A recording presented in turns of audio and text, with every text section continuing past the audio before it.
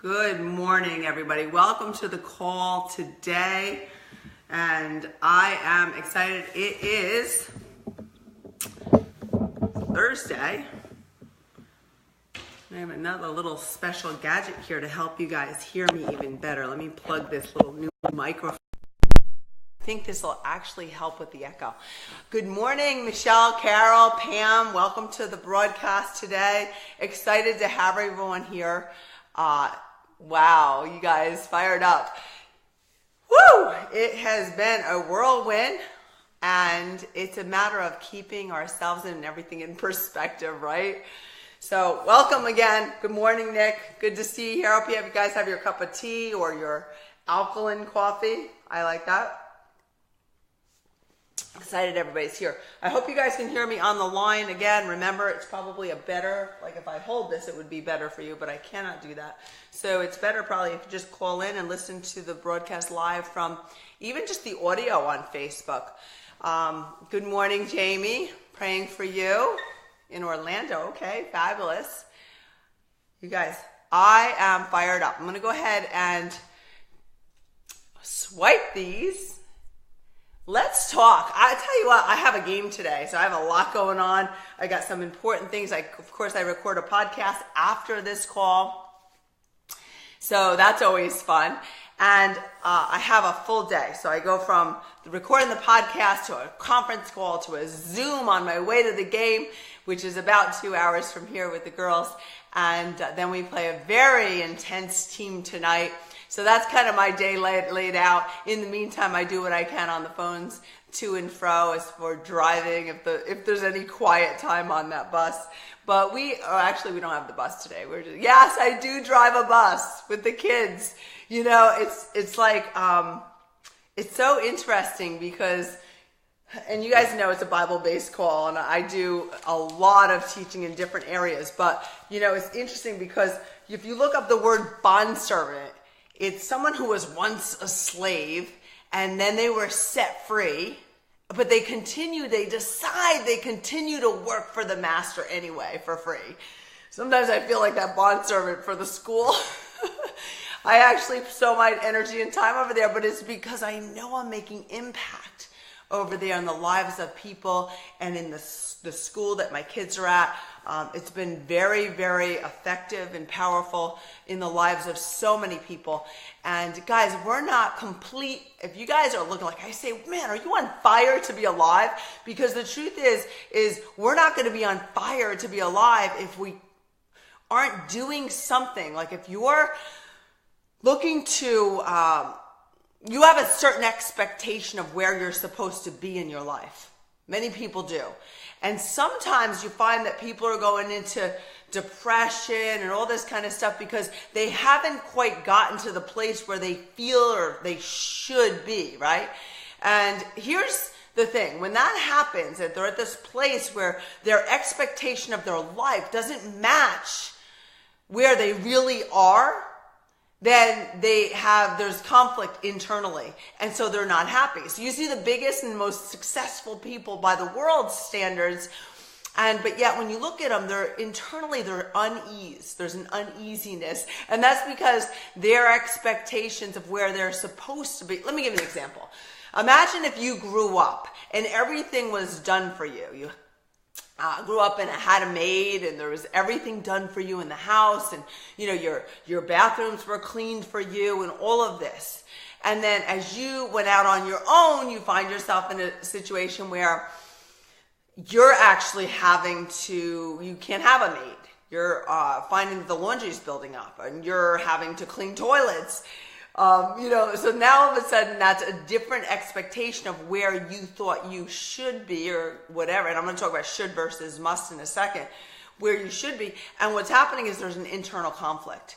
I'm going to talk about the real reason for internal conflict on this call as we move along, because there is a real reason for internal conflict. So I'd like to welcome everyone from all over the world that gets on this call. It's absolutely my pleasure, and I get so fired up to know that so many people are being touched for the right reasons. They're being healed, delivered, and saved. And really out of a dark and dying world, because that's what I was touched to do, is really go out into a dark and dying world and help people, give them back their hope. So many people lack hope. And so my heart's cry is to bring hope and salvation to so many that really don't know, because I was there. And that hope actually aligns to, and the basis for mine and Herb's belief is the Bible. It really is so freeing. If we would just die to ourselves and not care about what people think, we are so available to do so much. But what happens is that whole fear factor that comes into place, or the pride factor, because you're so worried about what people think. Listen, if you go out and become and be the best person you can be, and out of the abundance of your heart, your words, your mouth just speaks it all out. So it's the flowing of the abundance of our hearts that comes from within. And if we're putting enough good positive stuff in, guess what's going to happen? That positive good stuff's going to flow out. And so I always say, well, where are you getting your stuff? What are you listening to? What, again, like yesterday, I was doing something and I was listening to the Bible I listened to it on BibleGateway.com. I just love to listen to that while I'm especially a long bike ride. Like I was on a long bike ride. It gives me that time to fill with positive, the right things. Because whatever you're putting in, whatever you're becoming internally through your ear gates, your eye gates, what are you watching? How are you speaking? I've spoken about that a lot. It determines the passion you're going to walk in and live in. We can't be passionate without direction. We can't be passionate, again, if our expectations don't match where we feel we are. If we're not where we expect to be, there seems to be that internal conflict. And I want to encourage you, because if we can just turn our shoulds. Like a lot of times people say, oh man, I should lose some weight, or I should be successful at this, or I should do this. If it can become a must, if you can take that should and make it a must, everything changes. When I got into business for myself, remember, especially in the business that I'm in today, it was really a lot of excitement around it, because I saw and I was very inspired by where we were going as a corporation and as one and all of that. At that time, there was also a mixture of desperation, because many of you know we were a couple $100,000 almost in debt. So you had the mixture of inspiration and desperation. And at that, and I'm not the type that's going to, if I evaluate something, what you'll find about leaders is leaders go, they evaluate something, and they make decisions quickly, and they change them seldomly. They usually stick to what they've decided to do, and they change their mind seldomly. And so when the evaluation came through of what I had in my hands, and there was no change, no turning back. And when the program worked, I'm in a nutrition program for those that don't know, when it worked, I couldn't not tell the world. And there was that passion. So there was that massive action that was taken. So you had the inspiration, the desperation fueling it, right? And then you had the knowledge of, this is a great opportunity. I'm involved with something that's good. It's good for everyone. It's something that I feel so good about. And so you can take my story, I'm just sharing it, hoping that you would take my story and put it into your own story. I don't know what it is for you, but for me, what the driver becomes freedom for me. I really love to be free to do and be with those that I love. That's really my major driver. I'm not one that's driven by other things except the Lord. I'm very driven by the Lord and staying in communion with Jesus. That's my driver.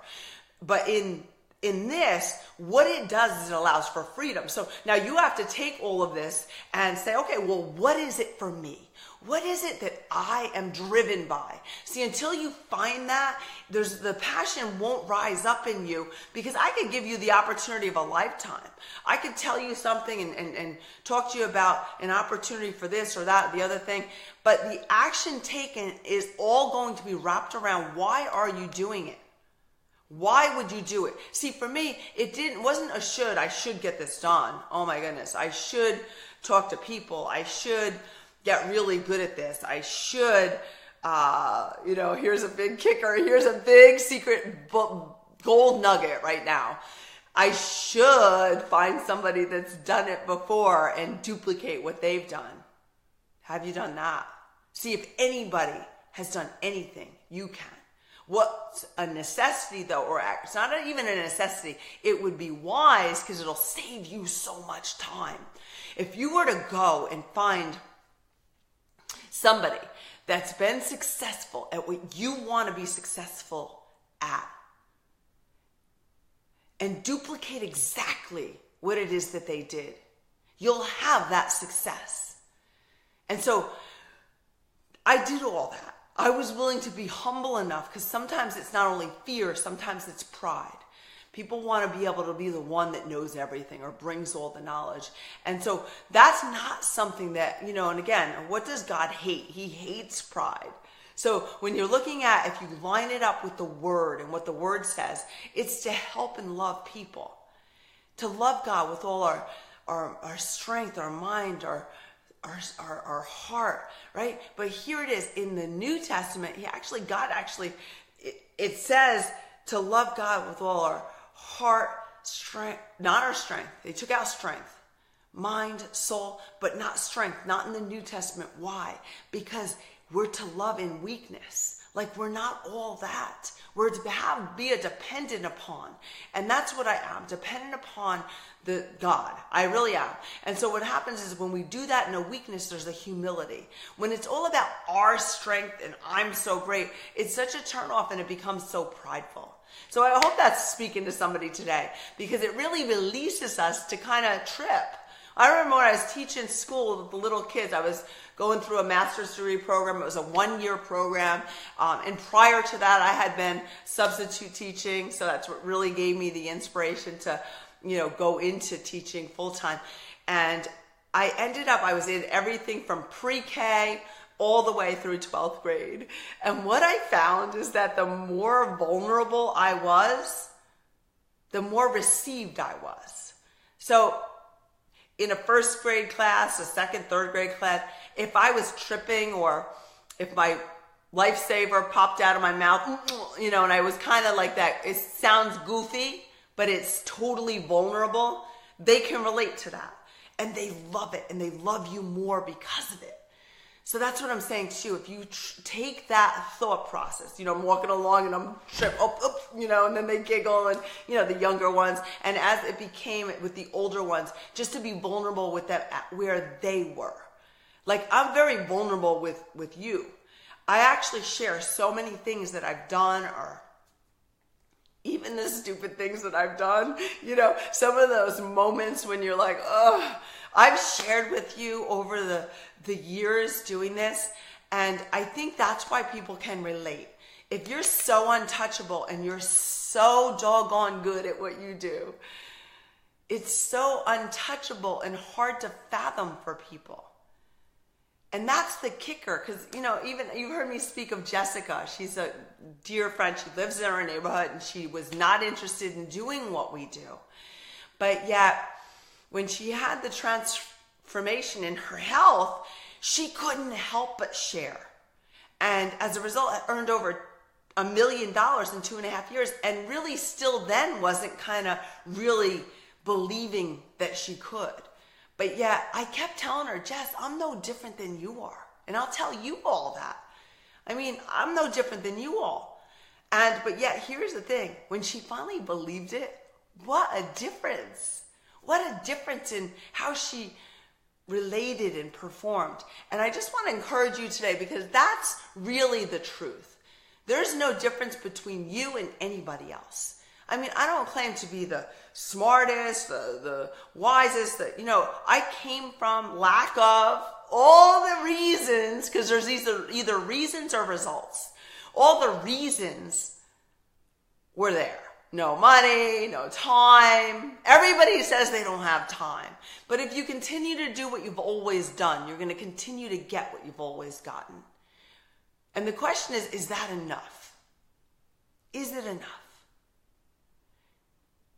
So I want to read you something that I actually wrote out some time ago about, and maybe some of you know about this eagle's lifespan, because the eagle is such a majestic bird. They're amazing. They soar. They rise above all of the adversaries. They're able to rise above and fly at 30,000 feet plus. I mean, no bird, they can rise above it. If they're getting pecked at and bothered, they rise above it. Write that down. Why don't we put that everywhere? Rise above it. Die to ourselves. Listen, if you're a believer, you have no right to give them a piece of your mind or to have an issue with people. We're to die to self. Who cares? That's where they are. Let's just pray for people where they are and hope that, and prayerfully just ask for them to rise up as well. But in the meantime, that's where they are. They're talking about you. They've got an attitude. They've got mad. Whatever happened, I'm talking to you, rise above it. Because all of a sudden that freedom, it's almost like that eagle's just rising above it. And they're so majestic. For anybody that's seen them fly or soar, they soar. And so, but what happens is, and they have a lifespan, the longest lifespan of its species, it can live up to 70 years. But here's the kicker. At around 40 years, what happens? They have an issue. In order to reach the 70 years, at about 40, they have to make a decision. They have these long and flexible talons that can no longer grab prey. So they can't grab the prey. So the eagle goes around hungry most of the time. And so what goes on is also their beak starts to go like this. So they can't peck at things the way they once were. So it bends in old age. And the wings get heavy and stick to its chest. And it makes it difficult to fly. Some of you are in the valley and maybe you're feeling like it's difficult to fly. I'm going to speak life because you can fly again. Let me tell you what the eagle has to make a decision. They have to make a decision to die or they have to change. They have to go through a change. And it's a painful process. If you're in a valley and you have to change, it can be a painful process, right? Because change, we all tend to resist change. It's just we get used to something. It's a familiar thing. But yet, change causes you to call forth those things that are not yet as though they were, right? To see the future, to see yourself in a different state. Right? It's so important. And so what happens is it takes 150 days for this eagle to change. He flies to a mountaintop and bangs its beak against a rock until the beak falls off. Whew, and then he has to wait for it to grow back. Once the beak grows back, he begins to pluck the talons out and then so that they can grow back. And then the eagle starts plucking feathers. All its feathers got to go. And this is a painful process for the eagle. All alone, vulnerable, by itself in this process of change. Maybe some of us have to go through a little process of change. The painful process lasts 150 days, after which the eagle takes its famous flight of rebirth and lives for 30 more years. So ask yourself, is your change survival based? Maybe it's not. Maybe your should needs to become a must, because it could be a change where you thrive instead of just make a living versus design a life. You can design your life. It's all based on the decisions you make and then the follow through. And here's this real secret to that statement. It becomes in the massive action necessary. See, I took massive action. Again, back to, and I do this. Here's the thing. It's just me. I'm just sharing because, I don't know, Herbie looks at all this and It's over $25 million we've earned in the past few years, which is amazing. But if you know me, you know I'm no different than you are.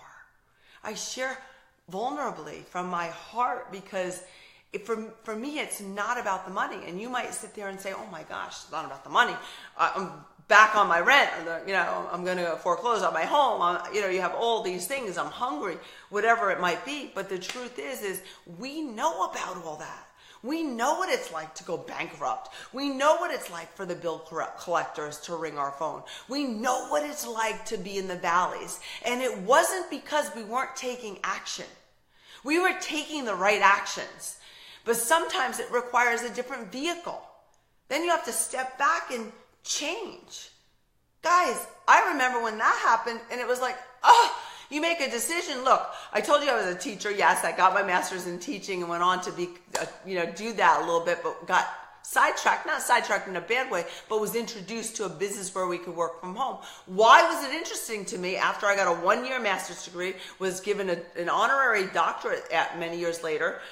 Why in education? Why did I look at a business from home? I'll tell you why. It was because of the freedom, the driver to be free. But yet there's change. Look, oh my goodness. Herb went through all this intense academy for become a state trooper in New York. Very few people even have that opportunity. I went through this intense program for education, left it all. Why? Because the driver is freedom. Without freedom, I felt confined or trapped. Now, you might be fine with where you might love what you're doing. You might love to show up every day at your job or whatever you're doing. And that's fine. You may be a teacher and you're making impact for the world. And that's totally fine. I'm just sharing my story because it's the only story I have. Your story may be different. Your story may be that you want to stay where you're at, continue to make impact. People might say, Patty, you do so much. Why are you coaching basketball? Why? Because the impact I'm making on these kids is tremendous. To speak life, to have them learn to change their state. It's about managing your state. If we can't manage our states, if we allow everything that goes on around us to affect us, how good can we be?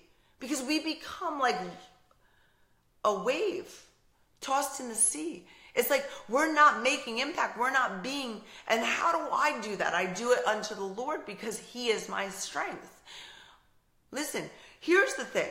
What's going to drive you in life and satisfy you? Because when I heard about this opportunity to be free, when I evaluated our lives after all this schooling and training and all this that Herb and I were going through, I said, wait a second. Internally I'm thinking this because I didn't even want to say it to my husband at the time because there was no solution at the time until the solution came. Then I was full board telling the world. But you know what? I started to realize, man, where's my freedom? He works opposite shifts than me. He has different days off than I do. And then there's danger in his job, which is crazy. I was like, how to stuff that because you don't want to talk about it. And then in comes the answer, an opportunity for freedom. Guys, there's opportunities. But if you continue to do what you've always done, you're going to continue to get what you've always gotten. And that's kind of the definition of insanity. Right? It's a lack of hope. And so when you start to do something even part-time, and there's so many opportunities in the world. I believe I've had the greatest opportunity in the world. But many times people look at other things. They want to do this, they want to do that, whatever the case may be. What I'm suggesting is find somebody who's living the lifestyle you want to live. Find somebody who's had the success in that you want or would like to have, or, be inspired to, guys, it's just the ladder. Everything I've ever gotten into is a ladder. It's a ladder. That's all it is. But in the process, enjoy yourself while you're climbing the ladder. I never, ever stopped with spending time with God first, my husband, my kids. I never stopped coaching their teams. My biggest stressor today is if they both have a game at the same time because I I choose to be involved. I take them everywhere I can. If they're distressed, I'm there. Because I can be. Guys, I keep my commitments, but in other words, if I had something I committed to and I couldn't get out of, that's one thing. But I make my life and arrange it such that I can actually have the help and assistance to be available to my family first. That's important to me. I don't know what's important to you, but I would hate to see you climb this ladder of success going after all this, whatever, goal after goal. Maybe you've done that before. You've reached a goal and you're like, you're not happy. What's that all about? Well, if you reach the goal at the expense of everyone around you, and now you don't even have the ones that you love and care about around you anymore, what good is reaching that goal? Answer. No good, because it's not making you happy. Some of us need to realize that and sit back and slow down so you can speed up. We need to slow down so that we can speed up. And that's the same thing the eagle had to do. He had to slow down, become vulnerable. And guys, I'm telling you what, vulnerability is freedom. It's such freedom, guys. To be able to be yourself and not care. Listen, I had a major encounter that changed my life with God. I heard God's voice audibly. That is life-changing.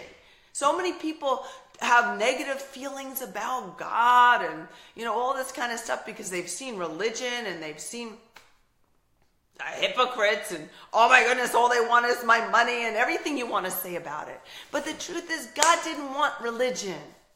Man made every religion. And guess what happened? If they got mad about this, they just started a new religion and called it something else. And then they had this, they don't like that rule, so there's a new one. And then the devil got in there and he made some up too. People followed the evil one. Why? Because in the beginning was the Word was with God, and the Word was God. So the Word, the Bible became flesh and dwelt among us. Here it is. When that happened, in the very beginning, He meant it to be a wonderful place, but He also gave us choices. And in our choices, some of us, way back, and it's passed through, and we're still happening today, nobody's perfect. So we can mess up. But you're not even going to know if you're messing up, if you're not in the book. So I'm going to encourage you today to get in the book, because what happened for me was I was raised in religion. And I hated it. I'm the last one to be talking about the Bible, God. It was just boring, irrelevant, and I didn't like it. But when I had an encounter where I heard God's voice, that encounter came because I was exposed to my brother who was crazily excited about a Bible and I didn't understand at 18. But it wasn't. Then I went away, met my husband, but it wasn't until I was 34 years old that I had this encounter. Had 2 kids at the time. We had our first child at 30.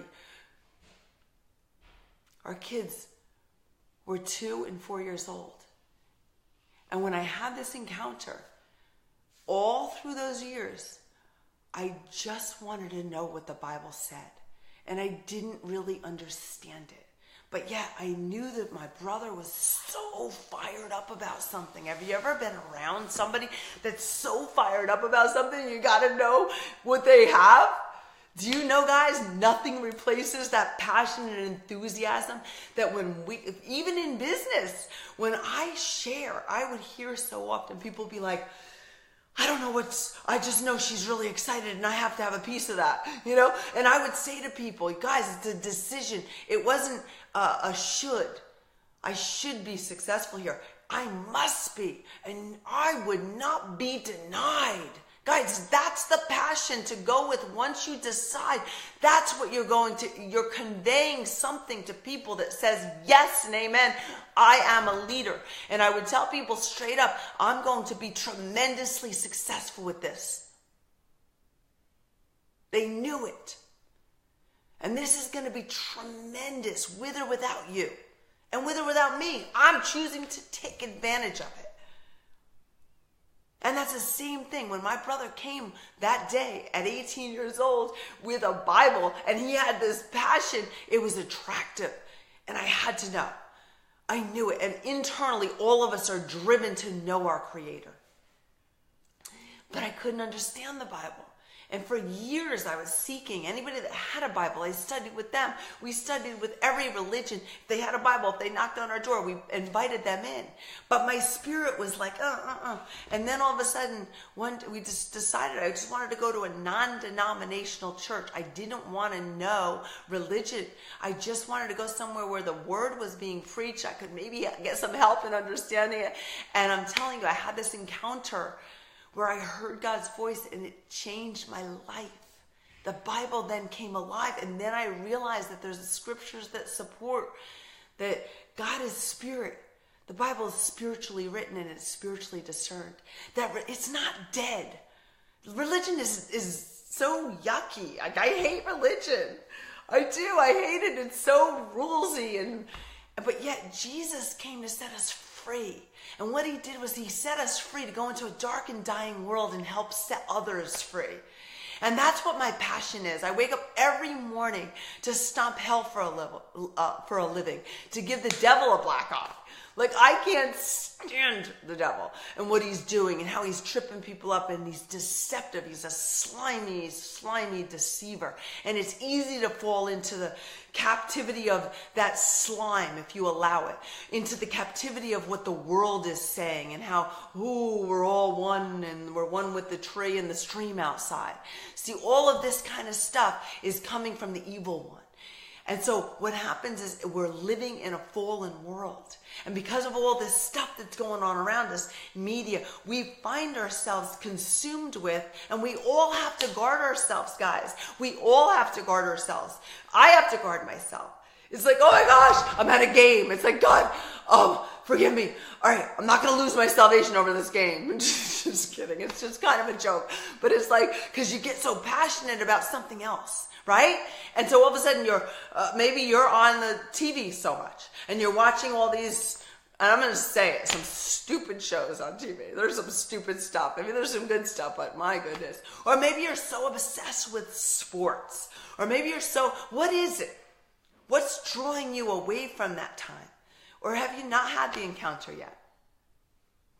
It's amazing. And the reason I tell everybody about this is because it's so amazing that when it happened to me, I felt like I was in a dark hole, and then a light bulb went on. It was like I'm a bondservant. I was in slavery to sin before. I was serving the devil before this. Unknowingly, I didn't make that choice to do it. Some people actually make that choice and they knowingly go that direction, which blows my mind. But unknowingly, because it's either one or the other. You're either serving God or you're serving the devil. And for 34 years of my life, unknowingly, I didn't know, but I thought I knew. I would have told you I was born again at 18. All those years while I did stupid things. But yet, when it really happens, it sets you free. And so when it did happen, I wanted to share it with everybody. I was like, oh my gosh, I got to tell the world because they don't know. And how are they going to know unless somebody tells them? Same with your business. If you've got something that's so spectacular, how is anybody going to know about it? Especially if you're in a word of mouth type of thing. But if you haven't encountered Jesus, I want to close today's call just giving you an opportunity to make Jesus Lord of your life and watch how he sets you free. It's the driver to find out. Get a Bible. If you need help, certainly touch base with our ministry. We bring Bibles everywhere. We bring prayer warriors. If you have prayer requests, lift up people. I know a friend, Jamie's on the line today, has just lost his mom. And those are tough times because I know what it's like to lose mom. I remember when I lost my mom not too many years back, and it was like, I just kept hearing, slow down, spend that. Because I heard slow down. It was a song. But then I elaborated. It was like, and spend the time with the people that matter. Get off the computer. Get off our phones. Take the time with the people you love. That's what matters, guys. If your life is falling apart, but you're having great success. Is it really success? It's like my Bible is falling apart. They say if somebody's Bible's falling apart, you know their life is all together. Really, I mean, that's really the basis that will set you free. And in order to realize, all you have to do to have this encounter, to actually say it. The Bible says, confess with your mouth that Jesus is Lord. Believe in your heart that God raised him from the dead. And I know it sounds like maybe you don't know what that means yet. But sometimes it's the confession of our mouth to make a statement, to call forth, right? It's a statement. God's spoken to existence everything. And all it takes is saying, hey, I know I'm a sinner. That's all you have to say. You want to make Jesus Lord of your life and have a complete transformation? I know I'm a sinner. I ask for forgiveness, and I know that, Jesus, I want to make you Lord of my life. I know that your blood washes away the sin. Kind of like that bondservant. Like, I'm just a bondservant. Really, I am. It's like I was a slave to sin, but now I'm free. That's what bondservant means. But I choose to serve the master, the one that I thought I knew, but now I really know. And I want you to know. So you'll just say that, ask for forgiveness to your sins, that you want to make Jesus Lord over your life. You just say it. And it's amazing how it sets you free. But then the word says he's a rewarder of those that diligently seek him. So get a Bible. Start seeking, that there's gold nuggets in there. It's of a king to search out a thing, it says. Right? So I encourage you with that. And I hope that this message really speaks to people. If it does and you'd like to share it, certainly share this on your timelines. I really would love to hear from you if it's impacting you. I know a lot of people have getting healed, saved, delivered, because that's what Jesus did. He gave. God so loved the world that he gave his only son, Jesus, who took on an earth suit, died, and rose again. And he did it because he knew that bloodshed is what we needed to call upon to set us free from the stupid things we do. And guys, we've all done stupid things. I'm the first in line saying, man, I need a savior. And it's so freeing. So let's go out and ask ourselves, who can I help today? And if you're in the molt stage, I think everybody needs that molt stage. I think everybody needs to go by themselves. Let's get vulnerable. Let's get rid of pride. I just want to bind up pride in Jesus' name and just be vulnerable. And then watch. Because God loves the humble. Despises the prideful. Everybody wanted to be around Jesus when he walked this planet, except those that thought they knew it all. Don't be one of the people that think they know it all.